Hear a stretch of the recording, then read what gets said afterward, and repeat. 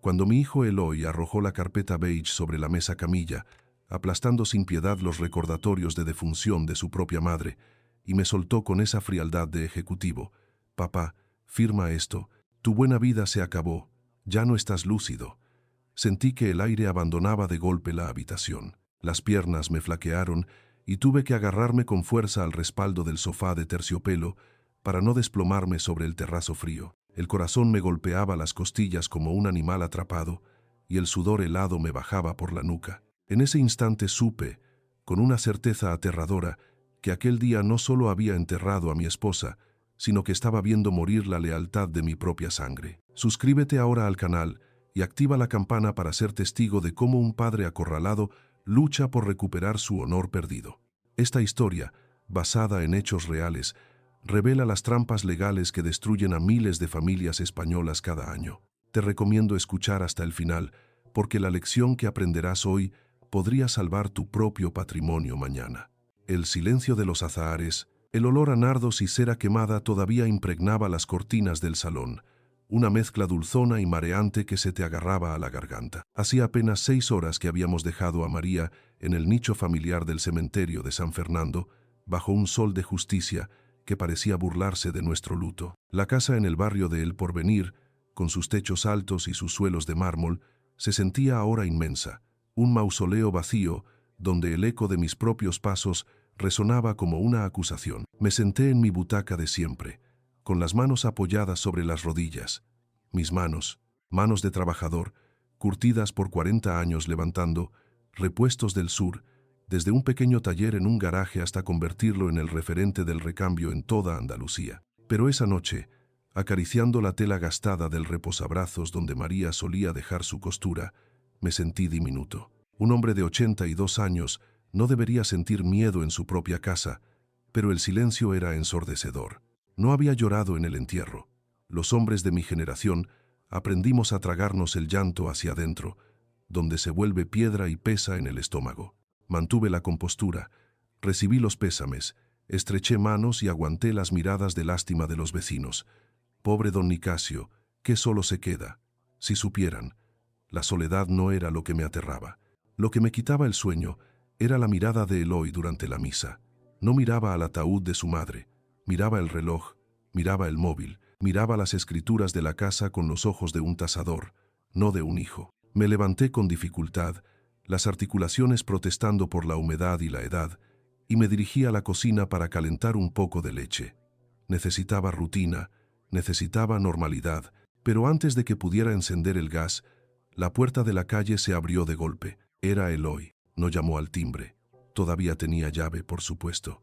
Entró como un vendaval, sin quitarse esas gafas de sol de marca que le costaban lo que ganaba uno de mis mozos de almacén en un mes. No vestía el luto riguroso que la tradición y el respeto exigían. Llevaba un polo azul marino y náuticos, como si viniera de cerrar un trato en el club de golf y no del entierro de la mujer que le dio la vida. Papá dijo, sin preámbulos, sin un «¿Cómo estás?», sin un abrazo. Traía una carpeta beige bajo el brazo. Caminó hasta el salón y se sentó en la mecedora de María. El chirrido de la madera al recibir su peso fue como un grito en el silencio de la casa. Sentí una punzada de ira en el pecho, un calor repentino que subió hasta mis orejas. Ese era el sitio de su madre. Nadie se sentaba ahí. Eloy, hijo, dije, intentando mantener la voz firme, esa voz de patrón que había dirigido a 120 empleados. ¿Qué haces aquí a estas horas? Deberías estar con Jimena y los niños. Hoy ha sido un día muy largo. Eloy ignoró mi comentario. Sacó unos documentos de la carpeta y los desplegó sobre la mesa camilla, empujando con desprecio el rosario de nácar que María había dejado allí la última vez que rezó. Déjate de sentimentalismos, papá. No tenemos tiempo para eso. Se quitó las gafas de sol y me miró. Sus ojos, idénticos a los míos pero vacíos de cualquier calidez, me taladraron. He hablado con el notario esta mañana, antes del funeral. Esto es un poder notarial general, amplio, de ruina, como dicen ellos. Me quedé paralizado en el umbral de la puerta de la cocina. ¿Un poder?, repetí, estúpidamente. ¿Para qué necesito yo darte un poder, Eloy? Yo gestiono mis cuentas. Yo firmo los cheques de la empresa. Eloy soltó una risa seca, carente de humor. Se levantó y caminó hacia mí, invadiendo mi espacio personal. Olía a tabaco caro y a una colonia agresiva que me revolvió el estómago. Tú, papá, por favor, tienes 82 años. Hoy en el cementerio casi te caes 2 veces. Se te olvidan los nombres de los proveedores.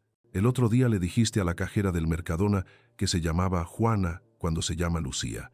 Hizo una pausa dramática, bajando la voz a un susurro conspiratorio. No estás bien, y la empresa no puede depender de un anciano que chochea. Yo no chocheo, repliqué, irguiéndome todo lo que mi columna me permitía. La dignidad, me recordé. Nicasio Guerrero no se achica. Tengo la cabeza en su sitio, y si casi me caigo es porque tengo artrosis, no demencia. Eso dices tú, me cortó, tajante. Pero los informes médicos que he conseguido dicen otra cosa, o dirán otra cosa si es necesario. El mundo pareció detenerse. Las palabras flotaron en el aire, pesadas y tóxicas. Informes médicos. Si es necesario, ¿me estás amenazando, Eloy?, pregunté, y mi voz sonó extrañamente tranquila, la calma antes de la tempestad.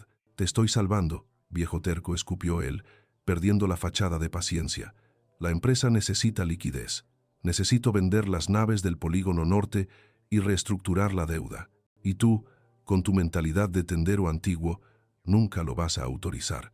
Así que vas a firmar esto. Ahora, mañana a primera hora iremos a la notaría para ratificarlo, pero quiero tu firma aquí y ahora para que no te eches atrás. Me puso un bolígrafo Montblanc en la mano. El metal estaba frío. Miré el documento. Poder General de Administración y Disposición.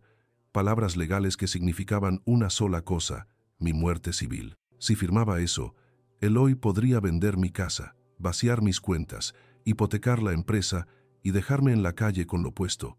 Todo legalmente, todo bajo mi autorización.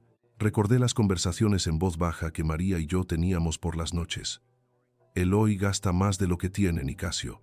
Eloy tiene amistades peligrosas. Yo siempre lo defendía. Es joven, María. Tiene ambición. Qué ciego había estado. La ambición sin moral es solo delincuencia disfrazada de éxito. Dejé caer el bolígrafo sobre la mesa. Rodó hasta el suelo con un tintineo metálico. No, die. Eloy se tensó. Los músculos de su mandíbula se apretaron. ¿Cómo que no? Que no voy a firmar nada. Y levántate de la silla de tu madre. Eloy dio un paso hacia mí. Por un segundo vi la violencia en sus ojos, una furia primitiva que me hizo temer por mi integridad física. Era más alto que yo, más fuerte, más joven, pero yo era su padre. Y en Andalucía, un padre es sagrado, o al menos eso creía yo hasta esa noche. Tu buena vida se acabó, papá susurró, y esa amenaza dolió más que un golpe. Crees que tienes el control, pero no tienes nada. Mañana voy a solicitar tu incapacitación judicial. Tengo testigos. Tengo al gerente del banco de mi lado. Te voy a declarar incapaz. Te voy a meter en una residencia y voy a vender hasta los cimientos de esta casa maldita. Se inclinó hasta que su nariz casi rozó la mía. Firma por las buenas, y te dejaré vivir tranquilo aquí hasta que te mueras. Hazlo por las malas, y te juro por la memoria de mamá que morirás solo en un asilo del Estado. Sentí un dolor agudo en el pecho, pero no era un infarto. Era el corazón rompiéndose, no por la salud, sino por la pena. Mi hijo, mi primogénito, el niño al que le enseñé a montar en bicicleta en el parque de María Luisa, el hombre al que le pagué la carrera de empresariales en Madrid. Vete de mi casa, ordené, señalando la puerta con un dedo que temblaba de rabia, no de miedo. Y no vuelvas a mencionar a tu madre con esa boca sucia. Eloy me miró unos segundos, evaluando la situación. Luego sonrió, una sonrisa cruel que no llegó a sus ojos. Bien, tú lo has querido. Mañana verás de lo que es capaz tu niño. Recogió la carpeta, se puso las gafas de sol aunque fuera de noche, y salió dando un portazo que hizo temblar los cristales de la vitrina. Me quedé solo en el salón, con el olor a cera y nardos. Me dejé caer en el sofá, agotado. Miré mis manos. Todavía olían a tierra húmeda del cementerio. Pensé que el día más duro de mi vida había sido el entierro de María. Me equivocaba. El verdadero infierno acababa de empezar. Me levanté despacio y fui al teléfono fijo del pasillo. Marqué un número que no había usado en años. Diga, contestó una voz ronca al tercer tono. Ruperto, soy Nicasio. Necesito ayuda. No sabía si ganaría esta guerra, pero mientras tuviera un aliento de vida, nadie, ni siquiera mi propio hijo, me iba a robar la dignidad. Esa noche no dormí. ¿Cómo iba a hacerlo? La cama de matrimonio, que durante 60 años había sido mi refugio, se había convertido en un desierto de sábanas frías. Me pasé las horas muertas mirando al techo, escuchando los crujidos de la casa y pensando en la carpeta beige que mi hijo había dejado sobre la mesa como una sentencia de muerte. Cuando el sol de Sevilla empezó a colarse por las persianas, rayando el suelo con líneas de fuego, yo ya estaba en la cocina, vestido y afeitado. La rutina es el único escudo que nos queda a los viejos cuando el mundo se desmorona. Me preparé el café, negro y amargo, tal como le gustaba a María, y esperé. Sabía que volvería. Y volvió. A las 9 en punto, Eloy entró en la cocina. Esta vez no traía la furia de la noche anterior, sino algo peor, una calma artificial, ensayada. Esa falsa benevolencia con la que se trata a los niños o a los locos. Traía cruasanes de una pastelería del centro y otro juego de documentos bajo el brazo. Se sentó frente a mí, apartó mi taza de café con un gesto suave pero firme y puso los papeles en su lugar. «Papá, anoche nos alteramos los dos», dijo, sonriendo con una boca que no le llegaba a los ojos. «Lo entiendo. El duelo, los nervios. Pero hoy, con la luz del día, tenemos que ser prácticos. Tienes que firmar el poder general». Miré el documento. Las letras negras bailaban ante mis ojos, no por falta de vista, sino por la incredulidad. Era un poder absoluto. Si firmaba eso, Eloy podría vender mis propiedades, vaciar mis cuentas, hipotecar la empresa y hasta decidir dónde iba a vivir yo, todo sin consultarme. Era entregarle mi vida, mi libertad y el patrimonio de 40 años de trabajo en una hoja de papel timbrado. «No voy a firmar eso», Eloy, le dije, y me sorprendió la firmeza de mi propia voz. «Yo sigo siendo el dueño de Repuestos del Sur, y mientras tenga pulso, yo tomo las decisiones». Eloy suspiró, un sonido largo y teatral, como quien se arma de paciencia ante un alumno lento. Se inclinó sobre la mesa, invadiendo mi espacio, y bajó la voz a ese tono confidencial que usan los estafadores. «Papá, no quería tener que decirte esto así, pero ya no estás bien. Mírate. Te tiemblan las manos. La semana pasada, en el almacén, le dijiste a Manolo que cargara el pedido de frenos en la furgoneta equivocada. Los empleados se dieron cuenta. Papá, se ríen a tus espaldas. Dicen que el patrón chochea, que confunde los albaranes con las facturas». Sentí un golpe en el estómago. ¿Era verdad? Intenté recordar el incidente con Manolo. Sí, hubo una confusión, pero fue porque cambiaron el sistema informático sin avisarme, ¿o no? La duda, esa semilla venenosa que Eloy estaba plantando, empezó a germinar en mi mente. ¿Y si tenía razón? ¿Y si se me estaban olvidando las cosas? «Es por tu bien», continuó, viendo mi vacilación. «Tú descansa, dedícate a cuidar el jardín, a recordar a mamá. Yo me encargo de la modernización. La empresa necesita aire fresco, papá. Tus métodos son antiguos. Estás obsoleto. Necesitamos liquidez rápida para invertir en tecnología. Y tú te aferras a ese dinero como si te lo fueras a llevar a la tumba». La palabra obsoleto encendió una chispa en mi interior. Yo había levantado esa empresa cargando cajas cuando él todavía se orinaba en la cama. Yo conocía el código de referencia de cada una de las 5.000 piezas que teníamos en stock sin mirar el ordenador. «Mírame a los ojos», le ordené, golpeando la mesa con la palma abierta. «El código de la bomba de agua para el Seat León del 2005 es el 778B. El margen de beneficio del último trimestre fue del 12%, 2 puntos menos que el año pasado porque subisteis los gastos de representación sin consultarme. Y la semana pasada no me equivoqué con Manolo. Fue el sistema nuevo el que duplicó la orden». Eloy parpadeó, sorprendido por mi precisión. La máscara de hijo preocupado se le resbaló un poco, dejando ver algo mucho más feo debajo. Desesperación. «Esos son detalles», papá masculló, y vi una gota de sudor bajando por su sien, a pesar de que el aire acondicionado estaba encendido. «Noentiendes la situación global. El mercado está cambiando. Si no actuamos ya, nos hundimos. Necesito ese poder para pedir un crédito puente. Ya». «¿Un crédito?», pregunté, y de repente las piezas del rompecabezas encajaron. No era modernización, era deuda. La empresa no tiene deudas, Eloy. Las pagué todas hace 5 años. Si necesitas un crédito puente, no es para la empresa, es para ti. Se puso de pie de un salto, tirando la silla hacia atrás. El rostro se le puso rojo, congestionando. La vena de su cuello latía con fuerza. ¿Qué sabrás tú?, gritó, perdiendo toda compostura. Tú vives en tu mundo de cuentas saneadas y honor anticuado. El mundo real cuesta dinero, papá. Mucho dinero. Tengo compromisos. Inversiones que no salieron bien por culpa de la crisis del ladrillo. Cosas que se complicaron. Necesito liquidez para tapar agujeros antes de que se enteren los socios. Y tú tienes el dinero muerto de risa en el banco. Ahí estaba. La verdad desnuda. Mi hijo no quería protegerme. Mi hijo estaba ahogado. Probablemente deudas de juego o inversiones temerarias a espaldas de la familia.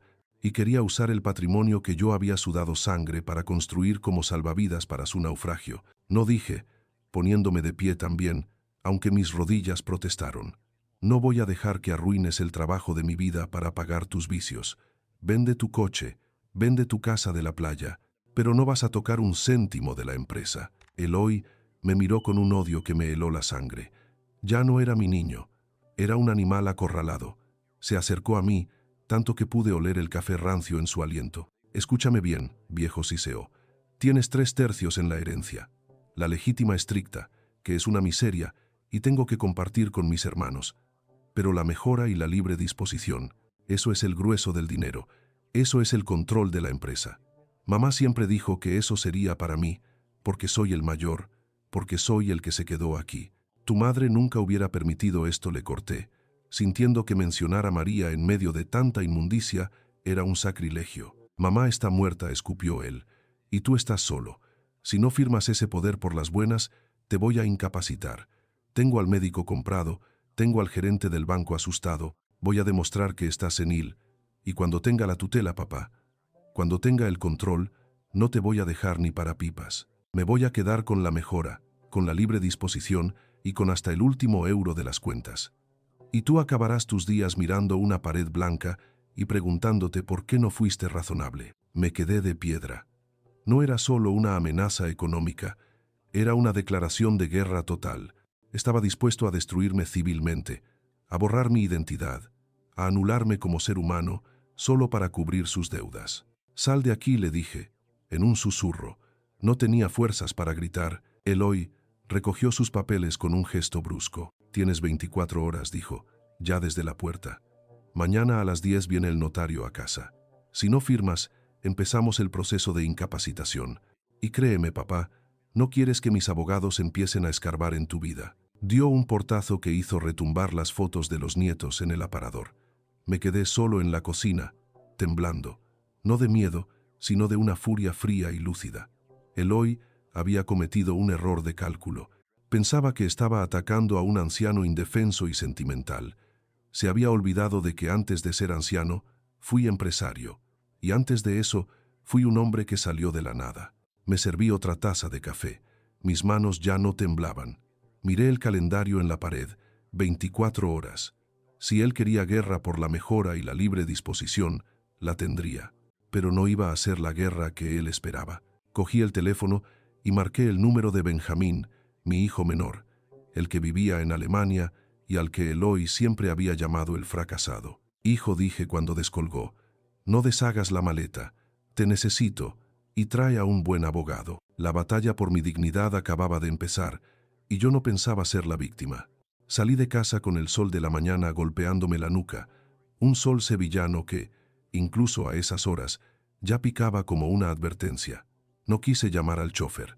Eloy me había quitado las llaves del Mercedes la noche anterior con la excusa de que ya no tenía reflejos, y mi orgullo, ese viejo animal herido que rugía en mi pecho, me impedía pedirle a nadie que me llevara. Prefería caminar. Necesitaba sentir el asfalto bajo las suelas, el ruido del barrio, confirmar que yo seguía siendo yo, Nicasio Guerrero, y no el fantasma senil que mi hijo quería pintar en los papeles del juzgado. Mi primera parada fue la farmacia San Rafael, la de toda la vida, en la calle San Jacinto. Llevaba comprando allí mis pastillas para la tensión desde que don Rafael padre estaba detrás del mostrador. Ahora atendía a su hija, una chica amable que siempre me preguntaba por los rosales de María. Buenos días. Don Nicasio me saludó con esa alegría que se reserva para los clientes antiguos. ¿Lo de siempre? Lo de siempre, hija. Y dame también una caja de aspirinas, que me barrunto que hoy va a ser día de dolor de cabeza. Me puso los medicamentos en el mostrador. El olor a alcohol y limpio de la farmacia siempre me había tranquilizado, pero hoy el aire se sentía denso. Saqué mi tarjeta de crédito, la dorada, la que nunca me había fallado en 30 años. La pasé por el lector con la confianza de quien ha pagado nóminas de 120 familias sin retrasarse ni un día. Asterisk, PPP, asterisk.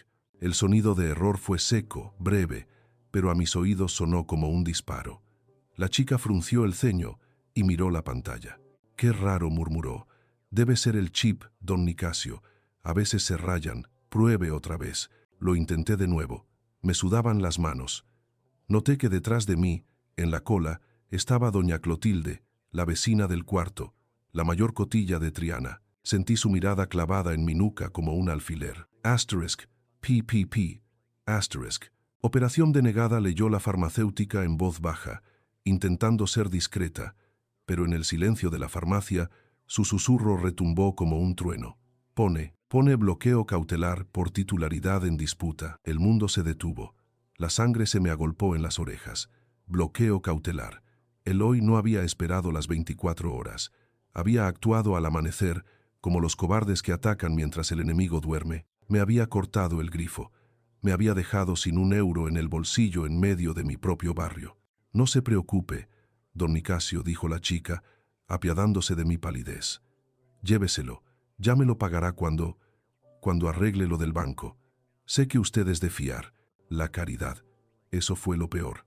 La lástima en sus ojos. Yo, que había financiado las fiestas del barrio, que había donado para el paso de Semana Santa, ahora era un viejo al que le fiaban las medicinas porque su hijo le había cerrado las cuentas. No dije, y mi voz sonó ronca, extraña. «Gracias, hija, pero no. Volveré cuando lo solucione». Recogí mi dignidad del suelo. Me di la vuelta y salí sin mirar a doña Clotilde, aunque pude escuchar su murmullo escandalizado antes de que la puerta de cristal se cerrara. «Pobre hombre, dicen que está perdiendo la cabeza». El veneno del qué dirán ya estaba en el aire, esparciéndose más rápido que la pólvora. Eloy sabía lo que hacía. En Andalucía, la muerte social es a veces peor que la física. Si la gente cree que estás acabado, estás acabado. Caminé hacia el banco como un autómata. La sucursal donde me conocían todos, donde el director, Manuel, había comido en mi casa 1000 veces. Pero al llegar, el guardia de seguridad, un chico nuevo que no me conocía, me miró de arriba abajo con desconfianza. Me acerqué a la mesa de Manuel, pero estaba vacía. El director está reunido, me cortó el paso un ejecutivo joven, con un traje barato y esa arrogancia de quien tiene un poco de poder. Si viene por las cuentas de Autopartes del Bajío o las personales de la familia Guerrero, tengo orden de informarle que están congeladas. «Quiero hablar con Manuel», exigí, golpeando el mostrador. «Soy Nicasio Guerrero. Ese dinero es mío. Señor Guerrero, por favor». No monte una escena, el joven ni siquiera me miró a los ojos, tecleaba en su ordenador. «Hay una solicitud de incapacitación en curso presentada por su hijo, el señor Eloy Guerrero, avalada por un informe preliminar. El protocolo de riesgo nos obliga a bloquear los activos para proteger el patrimonio del presunto incapaz. Si necesita efectivo para manutención básica, su hijo, como tutor provisional solicitante, debe autorizarlo». Me quedé helado. Tutor provisional. Me había convertido en un niño, en un mueble. Tenía que pedirle permiso a mi verdugo para comprar pan. Sentí una oleada de furia tan intensa que la vista se me nubló. Quise gritar, quise agarrar al muchacho por la corbata, pero recordé la farmacia, recordé a doña Clotilde. Si gritaba, si perdía los estribos, les estaría dando la razón.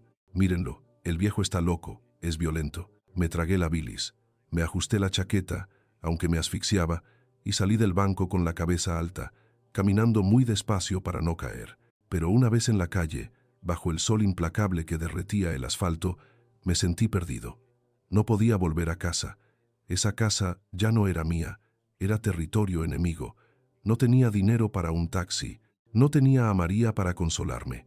Empecé a caminar sin rumbo, alejándome de las miradas curiosas, buscando un lugar donde pudiera dejar de fingir que era fuerte. Mis pies, por instinto, me llevaron al polígono industrial viejo, lejos de las avenidas elegantes. Allí, entre naves cerradas y el olor a gasoil quemado, estaba el taller de Ruperto. Ruperto era de mi quinta. Habíamos hecho la mili juntos. Él nunca quiso crecer, nunca quiso ser empresario. Se conformó con ser el mejor mecánico de motores diésel de Sevilla. Cuando entré en su taller, el ruido de una llave de impacto y una ranchera en la radio me recibieron como un abrazo. Olía a grasa, a tabaco negro y a trabajo honrado. Ruperto salió de debajo de un camión, limpiándose las manos en un trapo que tenía más aceite que tela. Al verme, se le borró la sonrisa. «Nico», gritó, tirando el trapo. «Virgen Santísima, estás blanco como la cera. ¿Qué haces aquí andando con la que está cayendo?» No pude más. Me dejé caer en una silla de plástico llena de polvo y me tapé la cara con las manos. Y allí, entre neumáticos viejos y calendarios de mujeres desnudas, le conté todo. Le conté la traición. Le conté la vergüenza de la farmacia. Le conté que mi propio hijo me había declarado inútil. «Me han quitado todo», Ruperto murmuré, sintiendo como una lágrima, una sola, se me escapaba. «Soy un viejo que no vale ni para comprar aspirinas». Ruperto se quedó en silencio un momento. Se dio la vuelta, fue a su hornillo y volvió con 2 cafés de olla en tazas de peltre abolladas. Me puso una en la mano. Quemaba, y ese dolor me hizo sentir vivo. «Bébete eso», me ordenó con su voz rasposa. «Y escúchame bien, porque no te lo voy a repetir. Tú eres Nicasio Guerrero. Tú empezaste vendiendo tornillos en una caja de zapatos y acabaste dando de comer a medio barrio. El dinero está en el banco, sí, pero el patrón está sentado aquí. Eso no te lo quita ni un juez, ni un banco, ni el malnacido de tu hijo. Me ha humillado, Ruperto. Te ha intentado humillar, que es distinto. Pero aquí lo que sobra es grasa y lo que falta es plata, don Nico. Si necesitas dinero, abro la caja fuerte ahora mismo. Si necesitas un techo, tienes el sofá de mi oficina. Pero no te atrevas a decirme que no vales nada, porque entonces insultas a mi inteligencia y a la memoria de tu María». Sus palabras fueron como gasolina para un motor gripado. Bebí el café. Sabía a óxido y a azúcar quemada. Sabía a gloria. «No quiero tu dinero, viejo amigo», dije, secándome la cara. «Quiero tu teléfono. Me han cortado la línea del móvil. Necesito llamar a Benjamín y necesito que me prestes la furgoneta vieja. Vamos a la guerra». Mientras yo recuperaba el aliento en ese taller, al otro lado de la ciudad, en lo que solía ser mi hogar, se libraba otra batalla que yo no conocería hasta horas después, pero que fue decisiva. Jimena, mi nuera, había estado observando a Eloy. Ella siempre fue una mujer lista, aunque Eloy la trataba como a un adorno. Esa mañana, aprovechando que Eloy había salido a reunirse con sus abogados para celebrar su victoria anticipada, Jimena hizo algo que nunca había hecho. Entró en el despacho de su marido. Sabía la contraseña del ordenador. Eloy era predecible en su arrogancia. Usaba su propia fecha de nacimiento. Lo que Jimena encontró allí la dejó sin aliento. No eran solo deudas. Era un desfalco sistemático. Había correos electrónicos con un bufete en Panamá, transferencias de fondos de la empresa, camufladas como pagos a proveedores internacionales que acababan en cuentas de juego online y en inversiones inmobiliarias fallidas en la costa. Eloy no solo quería modernizar la empresa, quería liquidarla para tapar un agujero de millones de euros antes de que los acreedores le partieran las piernas. Jimena, con las manos temblando, empezó a reenviarse los documentos a su correo personal. Extractos, contratos falsos, correos incriminatorios. Estaba a punto de terminar cuando la puerta del despacho se abrió. Eloy había vuelto antes de tiempo. Me contó después que no gritó. Eloy no gritó. Simplemente cerró la puerta con llave y se apoyó en el marco, mirándola con esa frialdad de reptil que había estrenado conmigo.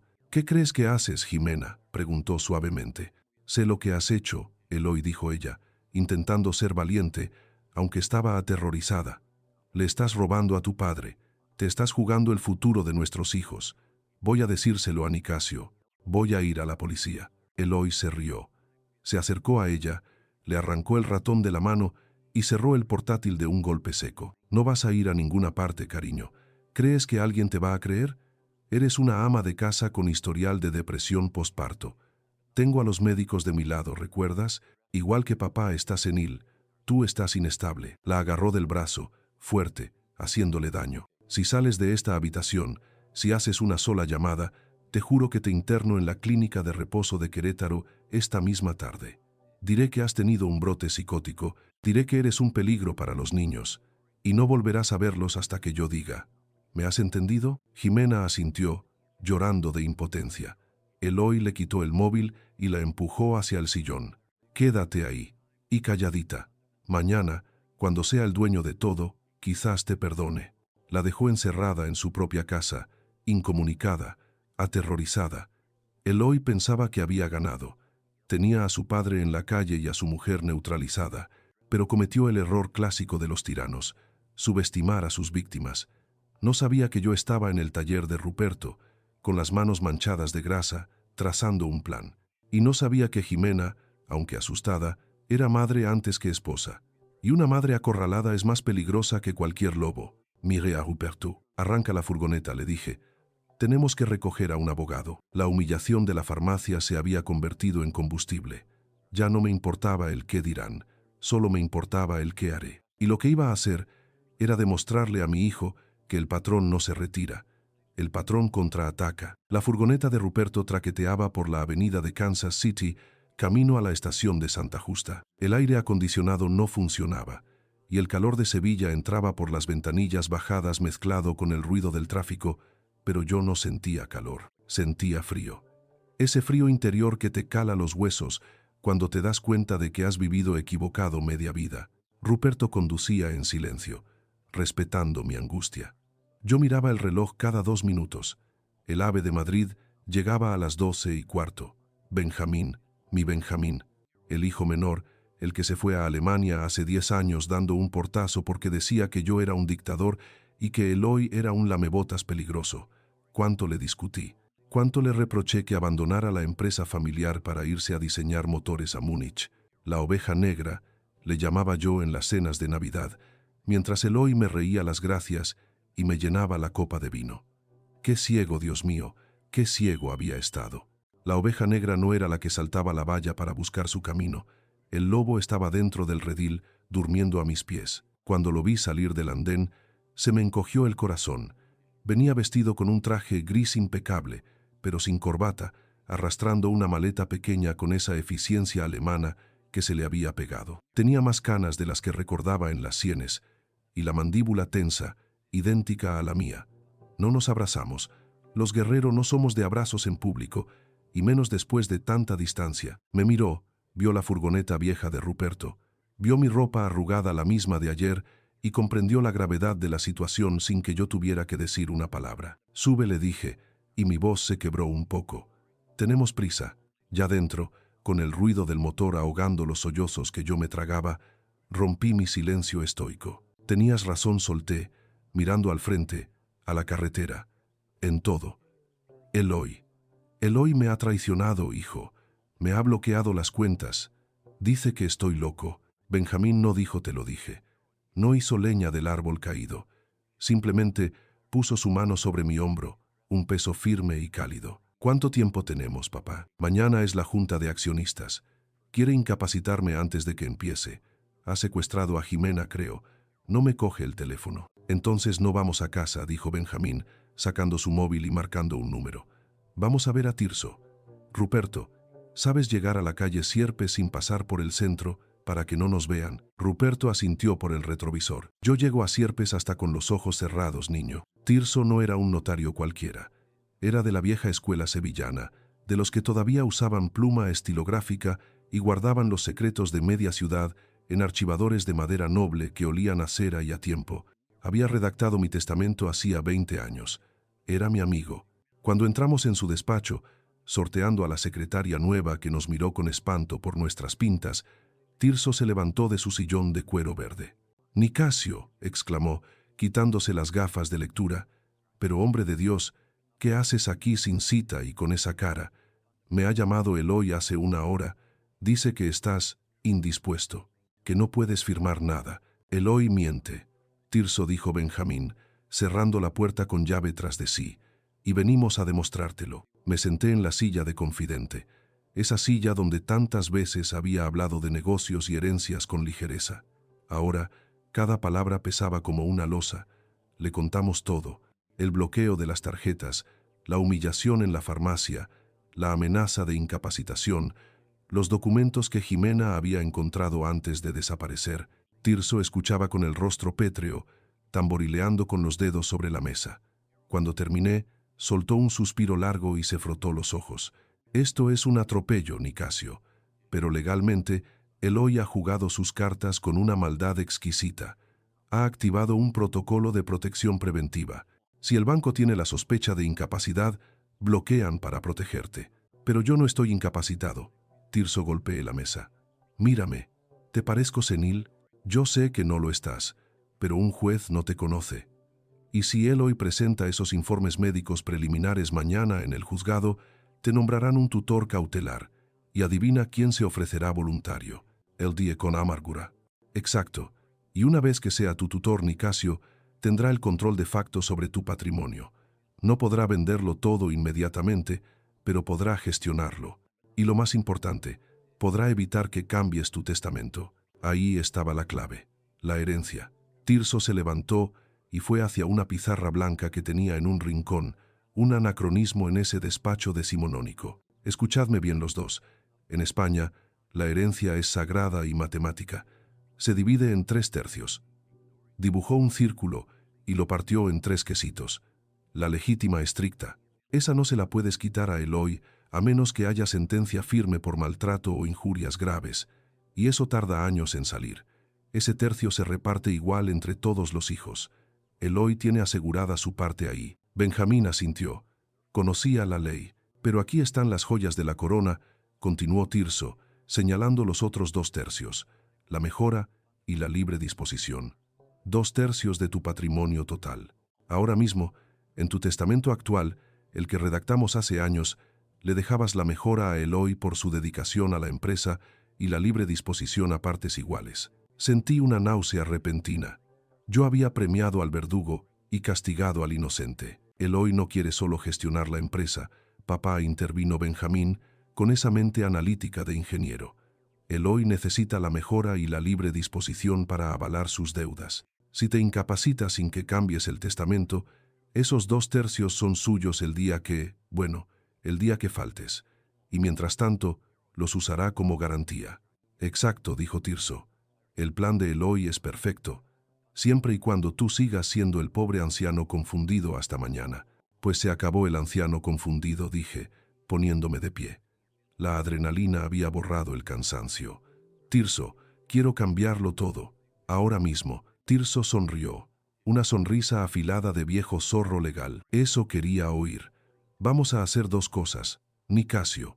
Primero, revocación inmediata de cualquier poder, autorización o firma delegada que tenga Eloy. Vamos a notificarlo telemáticamente al Colegio de Notarios y al Banco de España. En 1 hora, Eloy no podrá sacar ni un euro de un cajero con tu nombre. ¿Y lo segundo?, preguntó Benjamín. Lo segundo es un nuevo testamento abierto. Tirso cogió un folio en blanco. Vamos a usar la ley como espada, no como escudo. Vamos a retirar la mejora a Eloy. Toda. Y la libre disposición también. Se quedará con la legítima estricta, lo mínimo que marca el Código Civil, y pondremos una cláusula cautela socini. Si impugna el testamento, perderá incluso lo poco que le dejes por encima de la estricta. ¿Y la empresa?, pregunté. Autopartes del Bajío era mi vida. No quería verla desguazada. La empresa va a la libre disposición, dijo Tirso, escribiendo furiosamente. Y se la vas a legar al administrador único que tú designes. Miré a Benjamín, él que había huido de los recambios y el aceite de motor para construir máquinas limpias y perfectas en Alemania. Él que nunca me pidió nada. Yo no quiero el dinero, papá, dijo Benjamín, anticipándose a mi pensamiento. Tengo mi vida en Múnich. No es por el dinero, hijo, le dije, cogiéndole la mano. Esta vez no la retiró. Es por el honor. Es para que tu hermano no convierta 40 años de trabajo en fichas de casino. Necesito que seas el administrador. Necesito que seas el guardián. Benjamín me sostuvo la mirada. Vi en sus ojos el mismo brillo de determinación que tenía María cuando defendía a los suyos. Está bien, pero con una condición. Cuando recuperemos el control, Auditamos todo, y si Eloy ha robado, paga. No habrá arreglos familiares. Justicia, papá, justicia, repetí. Tirso hizo sonar el timbre para llamar a su oficial. Poneos cómodos. Tenemos 1 hora para redactar el acta notarial más explosiva que ha visto Sevilla en décadas. Y mañana en esa junta, Eloy se va a enterar de lo que pasa cuando despiertas al león. Mientras Tirso dictaba cláusulas y términos jurídicos, revocación, dolo, desheredación parcial, yo me senté en el sofá de cuero. Por primera vez en 2 días, respiré tranquilo. Tenía a mi lado a mi hijo leal, a mi amigo leal y a la ley. Eloy tenía la fuerza bruta y la mentira, pero nosotros teníamos la verdad documentada.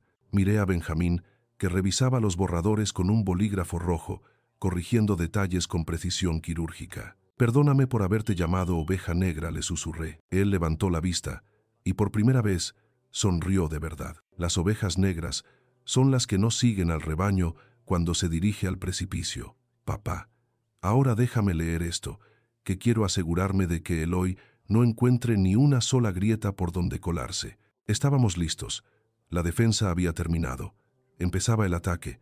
Salimos del despacho de Tirso con una carpeta azul bajo el brazo y la sensación extraña de llevar una pistola cargada en el bolsillo. El sol de Sevilla empezaba a caer, tiñendo el cielo de ese naranja sucio que anuncia el calor de la noche, pero yo sentía un frío polar en las entrañas. Teníamos la revocación de poderes y el Nuevo Testamento. Sí, pero eso eran solo papeles.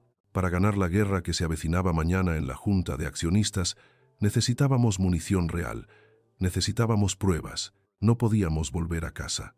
Eloy seguía allí, atrincherado como un general en su castillo, y yo no pensaba darle el gusto de verme la cara hasta que no pudiera borrarle esa sonrisa de suficiencia. Así que volvimos al único lugar donde el aire no estaba viciado, el taller de Ruperto. Benjamín, con esa eficiencia alemana que se había traído de Múnich, convirtió la mesa llena de grasa y calendarios de chicas en un centro de operaciones.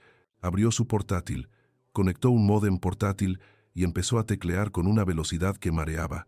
Yo me senté en una banqueta, mirando cómo mi hijo menor, el que yo creía que había huido de la responsabilidad, se convertía en el salvador de mi legado. «Papá, dame las claves de acceso a la banca online de empresas», pidió sin levantar la vista. Se las di de memoria. Eloy contaba con que mi memoria fallaba, pero los números siempre han sido mis amigos leales. Durante la siguiente hora, el único sonido en el taller fue el tecleo furioso de Benjamín y los suspiros de Ruperto, que fumaba en la puerta haciendo guardia. Yo observaba la pantalla por encima del hombro de mi hijo, viendo cómo desgranaba las cuentas de autopartes del Bajío, como quien destripa un pescado podrido. «Dios mío», murmuró Benjamín, deteniéndose en una hoja de Excel. «¿Qué es?», pregunté, temiendo la respuesta. «Papá, Eloy no solo tiene deudas. Eloy ha estado sangrando a la empresa durante 2 años. Mira esto, servicios de consultoría externa, 45.000 euros, transferido a una cuenta en Gibraltar. Renovación de flota fantasma, 80.000 euros por 3 furgonetas que nunca se compraron». Me acerqué más, ajustándome las gafas. Los números bailaban, no por falta de vista, sino por el dolor. Cada euro que veía ahí no era una moneda, era una bujía vendida, un cliente atendido, un sábado trabajando hasta las 10 de la noche mientras mis hijos crecían. Eloy no me había robado dinero, me había robado tiempo, me había robado vida. «Imprime todo», ordené, con la voz ronca. «Cada factura falsa, cada transferencia sospechosa. Quiero empapelar la sala de juntas con su vergüenza». Estábamos en mitad de la impresión cuando sonó el teléfono de Ruperto. Era el fijo del taller, un número que poca gente tenía. Ruperto contestó, escuchó unos segundos y me pasó el auricular con cara de circunstancias. «Es Carmela», susurró. «Dice que está en la esquina, detrás de la gasolinera, que tiene algo para ti». Carmela, nuestra empleada del hogar desde hacía 40 años, la mujer que había criado a Eloy y a Benjamín casi tanto como María, la mujer que me había servido el café esa misma mañana en silencio, con los ojos rojos. Salimos a su encuentro. La noche ya había caído cerrada. Carmela estaba allí, encogida en su Rebeca de punto, mirando a todos lados como si fuera una espía de la Guerra Fría y no una señora de 60 años de Triana. Al verme, se echó a llorar y me abrazó. Un abrazo que olía a lejía y a lealtad. Don Nicasio, perdóneme, sollozó. Perdóneme por no haber dicho nada antes. Tranquila, mujer. ¿Qué pasa? ¿Está Eloy en casa? El señorito Eloy ha salido a celebrar, dijo con desprecio. Se ha ido con esos amigos suyos, los que llevan cadenas de oro y no miran a los ojos. Dice que mañana será el dueño de todo. Pero antes de irse, escuché cómo hablaba por teléfono con un médico. Benjamín se tensó a mi lado. ¿Qué médico, Carmela? No sé el nombre, pero hablaban de encerrarle a usted, don Nicasio, de un informe. Carmela rebuscó en su bolso, un bolso enorme donde cabía media vida, y sacó un objeto que me hizo detener el corazón, una libreta pequeña, de hule negro, con las esquinas desgastadas. Pero no he venido solo a decirle eso. He venido a traerle esto. Es de la señora María. Cogí la libreta con manos temblorosas. Era la agenda de cocina de María, donde apuntaba las recetas, los cumpleaños, los teléfonos de los fontaneros. La señora. Ella sabía que algo iba mal, dijo Carmela, bajando la voz. Los últimos meses, cuando usted estaba en la empresa y el señorito Eloy venía a visitarla, ella notaba cosas, le faltaban joyas, veía cartas del banco que Eloy escondía.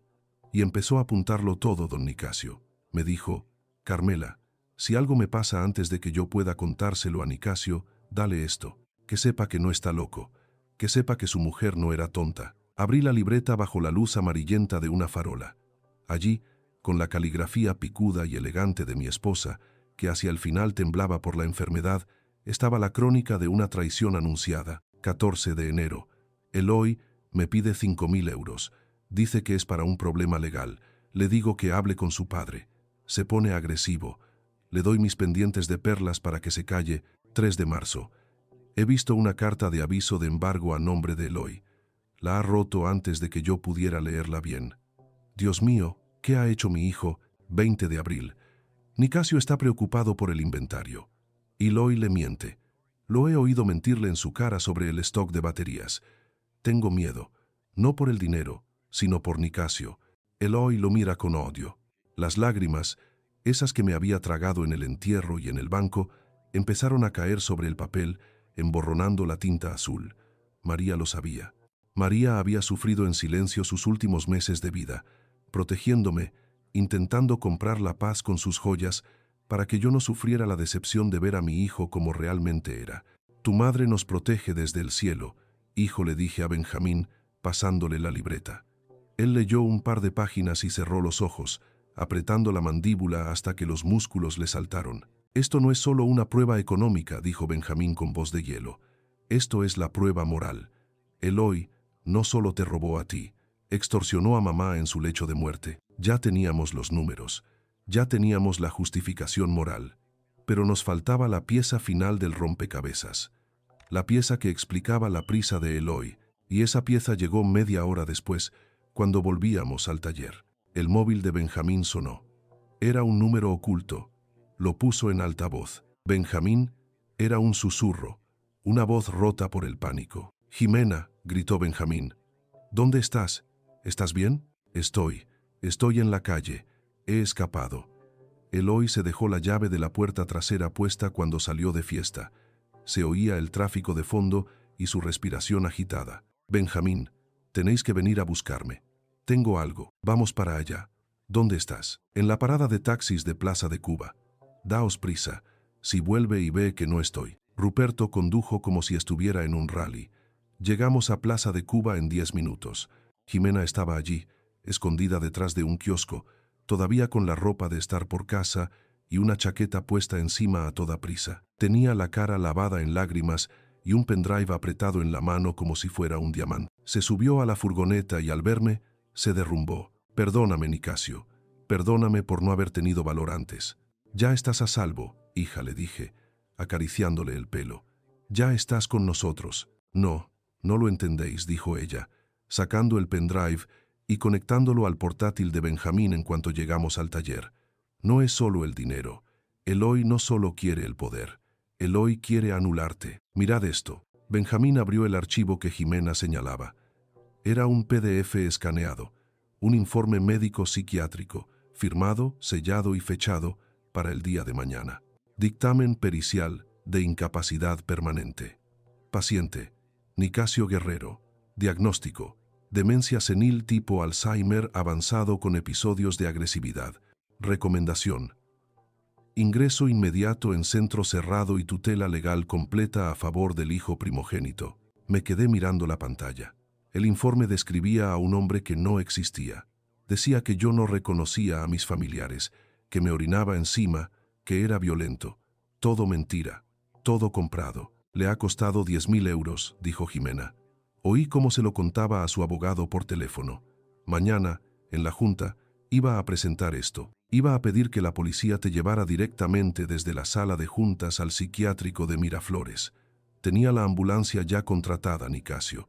Te iban a sacar con camisa de fuerza delante de todos los socios. El silencio que siguió a esa revelación fue absoluto. Ya no era una cuestión de herencia, ya no era una cuestión de dinero. Eloy había planeado mi muerte civil y mi encierro. Me quería enterrar en vida. Sentí una calma extraña descender sobre mí, la calma del soldado que sabe que ya no tiene nada que perder. Miré a mi hijo Benjamín, a mi nuera Jimena, a mi amigo Ruperto y a la fiel Carmela. Mi verdadero ejército. Bien dije, cerrando el portátil suavemente. Eloy quería un espectáculo mañana, quería una ambulancia y policía. Pues tendrá policía, pero la ambulancia no será para mí. Me pus en pie y me alisé la chaqueta arrugada. Benjamín, prepara todas las copias. Jimena, tú descansarás aquí esta noche. Ruperto te cuidará. Mañana a las 9 quiero entrar en esa sala de juntas, y quiero que Eloy crea hasta el último segundo que ha ganado. Quiero verle la cara cuando se dé cuenta de que el viejo senil le ha ganado la partida. La cosecha había terminado. Teníamos las facturas del robo, teníamos el diario de la extorsión a una moribunda, y teníamos la prueba del falso diagnóstico. La traición era absoluta, negra y podrida. Pero la justicia iba a ser brillante y afilada como una navaja de Albacete.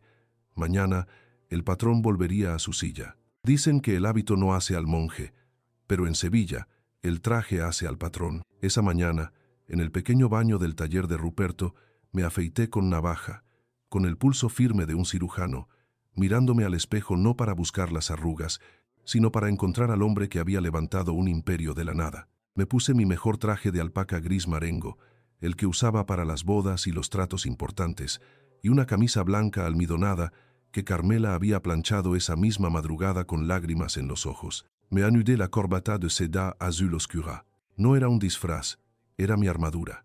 Cuando salí, Ruperto había limpiado mis zapatos hasta que parecían espejos negros. «Parece usted el alcalde», don Nico dijo, intentando sonreír, aunque estaba nervioso. «Mejor, Ruperto, soy el dueño». Llegamos a la sede de Repuestos del Sur a las 9:05. La furgoneta vieja de Ruperto desentonaba entre los coches de gama alta aparcados en la entrada, pero cuando Manolo, el guardia de seguridad de la garita, me vio bajar, se cuadró como si viera al rey. Eloy le había dado orden de no dejarme pasar, estoy seguro, pero Manolo llevaba 20 años cobrando gracias a mi firma. Abrió la barrera sin preguntar, y ese fue el primer indicio de que el castillo de naipes de mi hijo empezaba a temblar. Subimos en el ascensor en silencio. Éramos una comitiva extraña. Yo, impecable, Benjamín, con su aire de ingeniero alemán eficiente, Tirso, con su maletín de cuero gastado bajo el brazo, y detrás, 2 agentes de la Guardia Civil de paisano, discretos pero contundentes. Al llegar a la planta noble, la secretaria, Marisa, se llevó la mano a la boca.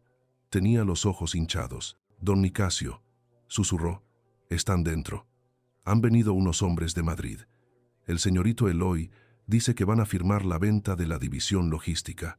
Tranquila, hija», le dije, posando mi mano sobre su hombro. «Prepara café. Hoy va a ser una mañana larga». Caminé hacia la puerta doble de caoba de la sala de juntas. Escuché la voz de Eloy al otro lado. Sonaba eufórico, esa euforia artificial del que cree que ha ganado la lotería haciendo trampas. Es una oportunidad única, caballeros. Mi padre, por desgracia, ya no está capacitado para entender la evolución del mercado, pero como su tutor legal inminente, garantizo la operación con el patrimonio familiar. Abrí la puerta de golpe. El sonido de las bisagras interrumpió la risa de uno de los inversores, un tipo con gomina y cara de tiburón de segunda división. Eloy estaba de pie en la cabecera de la mesa, mi sitio. Al verme, palideció. Se le cayó el bolígrafo de la mano y rodó por la mesa con un ruido seco que pareció un disparo en el silencio sepulcral que se hizo en la sala. «Papá», balbuceó. Tenía ojeras, y el traje le quedaba grande, como si hubiera encogido durante la noche. «¿Qué haces aquí? Te dije que esperaras en casa. He llamado a la ambulancia. ¿No estás bien?» Los tres inversores me miraron, confundidos. Eloy intentó recuperar el control, esa arrogancia que le había servido de escudo los últimos días. «Caballeros, disculpen. Mi padre sufre de demencia avanzada. A veces se escapa. Es muy triste». Se dirigió a mí, alzando la voz como si yo fuera sordo. «Papá, vete con Marisa. Ahora irán los médicos a por ti. No montes un espectáculo». Avancé hasta la mesa. No cojeaba, no temblaba. Caminaba con la autoridad de 40 años pisando ese suelo. «Siéntate», Eloy dije. Mi voz no fue un grito, fue una orden, baja, fría, cortante. «¿Qué? Estás loco. Voy a llamar a seguridad. He dicho que te sientes», repetí, y esta vez golpeé la mesa con los nudillos. Un solo golpe seco. Benjamín cerró la puerta de la sala, dejando a los guardias civiles fuera por un momento, esperando la señal. Tirso se acercó a la mesa y abrió su maletín con una calma exasperante. «¿Quiénes son ustedes?», preguntó uno de los inversores, poniéndose nervioso. «Yo soy Tirso Balbuena, notario del Ilustre Colegio de Sevilla», dijo mi amigo, ajustándose las gafas. «Y este señor es don Nicasio Guerrero, administrador único y propietario legítimo de esta empresa. Y ustedes, caballeros, están a punto de cometer un delito de estafa y apropiación indebida si firman ese papel». Eloy se puso rojo de ira. «Es mentira. Tengo un informe médico. Tengo la solicitud de incapacitación», gritó, buscando desesperadamente en su carpeta. «Él no rige. Su firma no vale nada. Mi firma vale más que tu palabra, hijo», dije, y le hice una señal a Benjamín. Mi hijo menor se adelantó y dejó caer la carpeta azul sobre la mesa. Se abrió, desplegando el abanico de la vergüenza. Las facturas falsas, las transferencias a Gibraltar y, encima de todo, el diario de cocina de María y el informe psiquiátrico falso que Jimena había rescatado. «¿Reconoces esto, Eloy?», preguntó Benjamín. «Es el informe por el que pagaste 10.000 euros ayer. El que dice que papá es agresivo y se orina encima. Curioso, porque el doctor que lo firma ni siquiera ha visto a papá en persona. Eso es falsedad documental, hermano, y se paga con cárcel». Eloy miró los papeles. Su cara pasó del rojo al gris ceniza en un segundo. Los inversores, oliendo la sangre, empezaron a recoger sus cosas. «Nosotros no sabíamos nada de esto», dijo el de la gomina. «Nos dijeron que la sucesión estaba asegurada». «Siéntense», ordenó Tirso. «Nadie sale de aquí hasta que la Guardia Civil tome declaración». Al oír Guardia Civil, Eloy se desplomó en la silla. Era una silla giratoria moderna y pareció que se lo tragaba. «Papá», susurró, y esta vez no había arrogancia, solo miedo puro. «Papá, por favor. Lo hice por la empresa. Tenía deudas. Se me fue de las manos. Podemos arreglarlo. Soy tu hijo, tu primogénito». Me acerqué a él. Le miré a los ojos y busqué al niño que llevaba a los caballitos, al joven que se graduó con honores. No quedaba nada de ellos. Solo veía a un extraño consumido por la codicia y la prisa. «Porque eres mi hijo. No estás ya esposado», le dije, sintiendo cómo se me rompía algo por dentro, algo que no tenía repuesto.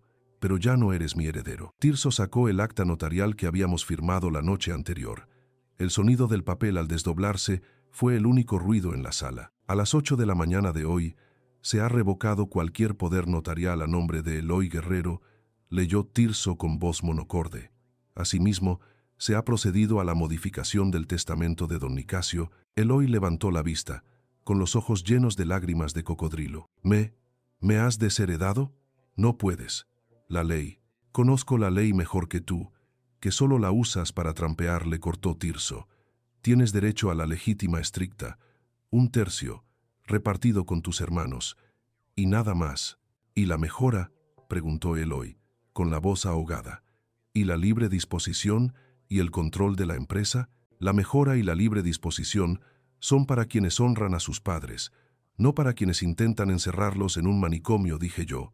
«Benjamín es el nuevo administrador. ¿Y tú?». Tú te quedas con lo mínimo que la ley me obliga a darte. Ni un euro más. Me arruinas, gritó Eloy, golpeando la mesa, llorando ahora sí, pero llorando por su dinero, no por su padre. Tengo deudas. Si no tengo el aval de la herencia, me matarán. Esos chipos no perdonan. Deberías haber pensado en eso antes de robarle a tu madre en su lecho de muerte, dije, señalando el diario de María. Antes de secuestrar a tu mujer y amenazarla con quitarle a sus hijos, Eloy se quedó helado. No sabía que sabíamos lo de Jimena. Jimena está a salvo, dije. Y ha declarado esta mañana. Hice un gesto a la puerta. Los dos agentes de la Guardia Civil entraron. Eloy se encogió en la silla, pequeño, miserable. Eloy Guerrero, dijo uno de los agentes. Acompáñenos. Tenemos una orden de detención por presunta falsedad documental, administración desleal y detención ilegal. Eloy me miró mientras lo levantaban. Buscaba mi compasión.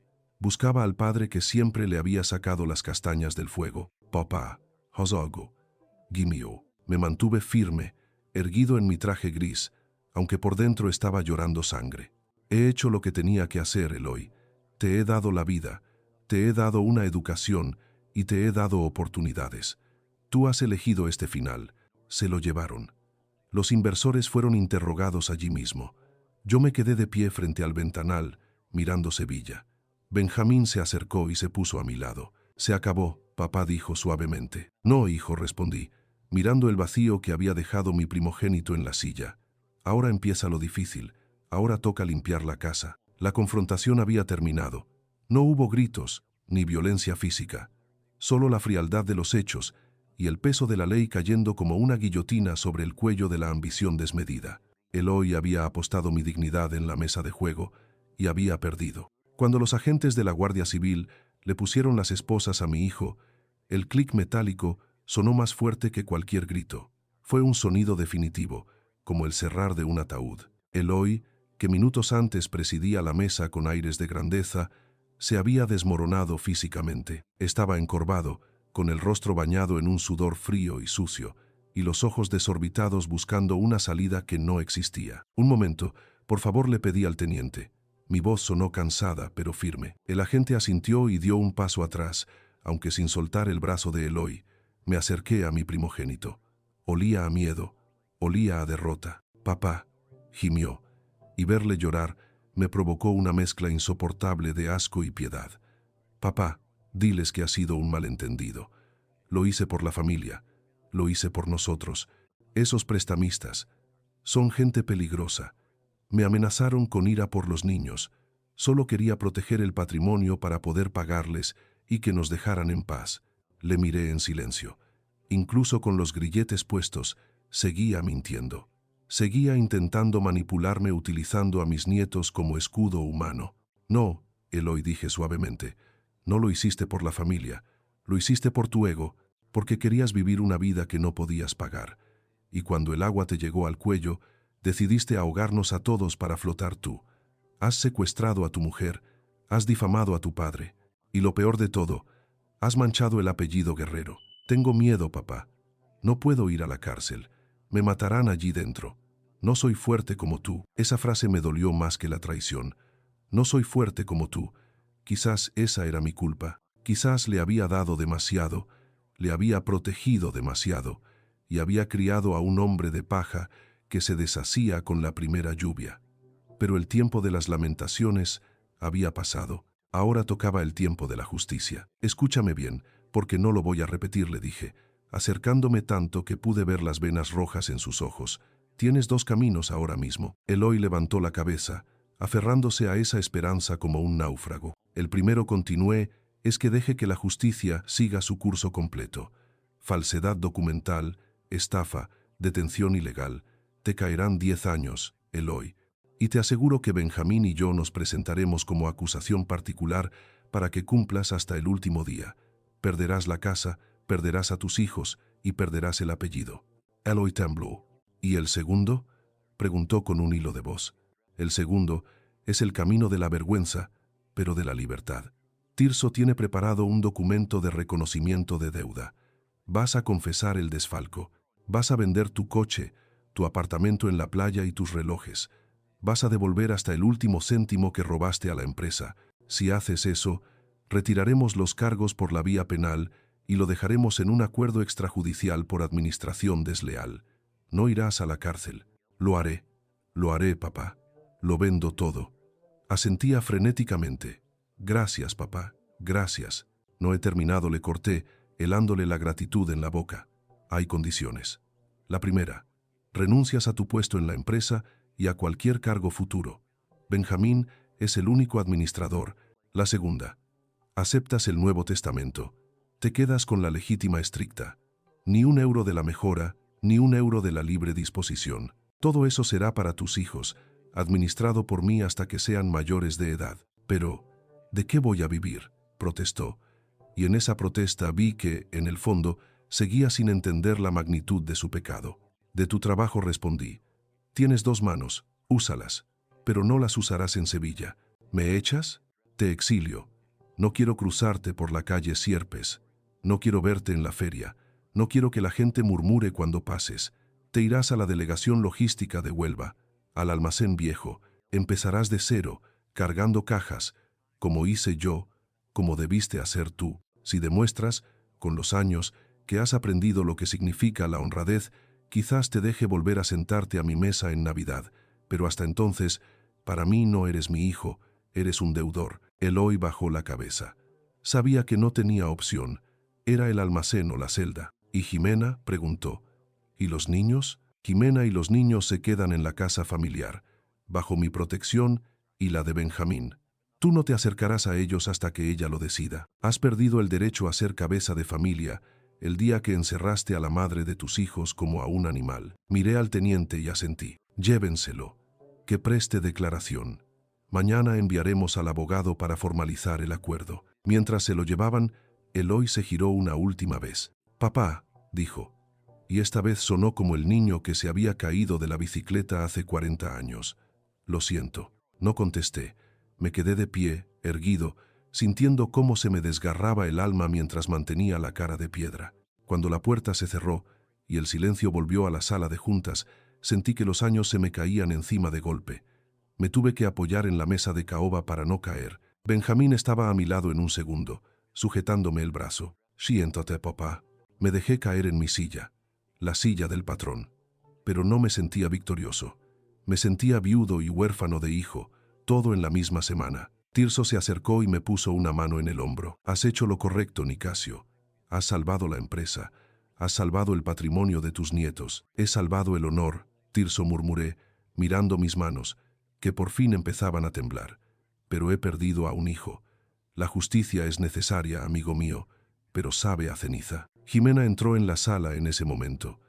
Tenía los ojos rojos, pero caminaba con la cabeza alta. Se acercó a mí y, rompiendo todo protocolo, me abrazó. No dijo nada.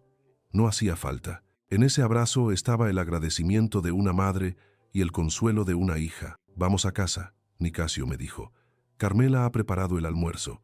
Los niños preguntan por el abuelo. Asentí. Tenía que ser fuerte. Por ellos. Eloy había elegido su camino, un camino de atajos y sombras. Yo había elegido el camino recto, el difícil, el que te deja las plantas de los pies sangrando, pero la conciencia tranquila. Me levanté, me ajusté la corbata y miré la sala de juntas vacía. El retrato de mi padre, el fundador original, me miraba desde la pared. Le sostuve la mirada. La dignidad no se hereda, pensé. La dignidad se defiende cada día, incluso de tu propia sangre. Y hoy, aunque doliera como una amputación, la había defendido. Vámonos, dije. Todavía queda mucho trabajo por hacer. Salimos de allí, no como una familia rota, sino como una familia purgada. El aire en la calle era caliente y pesado, pero por primera vez en 3 días, pude respirar sin sentir el peso de la mentira en el pecho.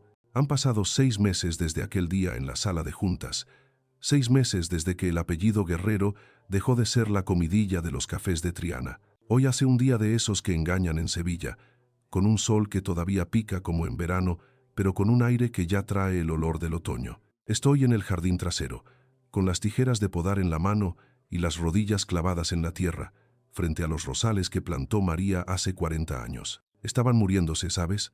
Durante aquellas semanas de locura con Eloy, con el bloqueo de las cuentas y el miedo en el cuerpo, Se me olvidó regarlos. Se llenaron de pulgón y mala hierba. Pero ahora están brotando con una fuerza que asusta. Tienen unas rosas rojas, grandes como puños cerrados, que huelen a gloria. Supongo que el jardín, como la vida, necesitaba que alguien arrancara lo que estaba podrido para poder volver a respirar. Ya no voy a la oficina. Al principio me costó horrores. 40 años levantándome a las 6 de la mañana para ir al polígono no se borran de un plumazo. Me despertaba buscando las llaves del coche y luego recordaba que ya no soy el gerente. Pero Benjamín, ese muchacho ha resultado ser una bendición. Me trae los balances los domingos, cuando viene a comer arroz con Jimena y los niños. La empresa va mejor que nunca. Ha puesto sistemas informáticos nuevos. Ha renegociado con los proveedores alemanes. Lo hace a su manera, sin los gritos ni los golpes en la mesa que daba yo, sino con esa calma eficiente y seria. Yo miro los números, asiento y firmo, orgulloso. El legado está a salvo, de Eloy sé poco, y prefiero que sea así por un tiempo. Sé que sigue en el almacén viejo de Huelva. El encargado me llama una vez al mes para darme el parte. Dice que llega puntual, que carga los camiones sin rechistar y que come solo en un rincón. Ha vendido el Audi, el apartamento de la playa y hasta los relojes de oro. Está devolviendo el dinero, euro a euro. No le he llamado. Él tampoco a mí. A veces, por las noches, cuando la casa se queda en silencio, me duele su ausencia más que la artrosis. Es un dolor fantasma, como el del miembro amputado. Pero luego recuerdo la cara de terror de Jimena, recuerdo el informe falso que me quería encerrar en un manicomio, y el dolor se convierte en certeza. La justicia no siempre cura el corazón. A veces, su única función es cauterizar la herida para que la infección no te mate. Me limpio las manos llenas de tierra en el delantal y entro en el salón. La casa está tranquila. Ya no se siente vacía y hostil como aquella noche tras el entierro. Ahora se siente en paz. Me acerco a la vitrina donde tengo la foto de María, esa que le hicimos en la feria del 92, vestida de flamenca y riéndose a carcajadas. Ya está todo en orden. Vieja, le susurro a la foto, acariciando el marco de plata. Los nietos tienen el futuro asegurado. La empresa sigue en pie. Y tu diario está guardado en la caja fuerte. Nadie te va a tomar por tonta nunca más. Te lo prometí. Me siento en mi butaca, la del patrón, y cierro los ojos un momento. No es el final feliz de las películas americanas. No habrá una cena de Navidad con toda la mesa llena y risas falsas. Hay una silla vacía y un hijo en el exilio. Pero hay orden, hay respeto y sobre todo, hay verdad. He aprendido, a los 82 años y a base de palos, que la sangre te hace pariente, pero solo la lealtad te hace familia, y la dignidad. ¡Ay, la dignidad! Esa no se hereda con el apellido, ni se firma ante notario. La dignidad es algo que se defiende con las uñas, hasta el último aliento, aunque tengas que defenderla de tu propia sangre. Y yo, gracias a Dios, todavía puedo respirar tranquilo.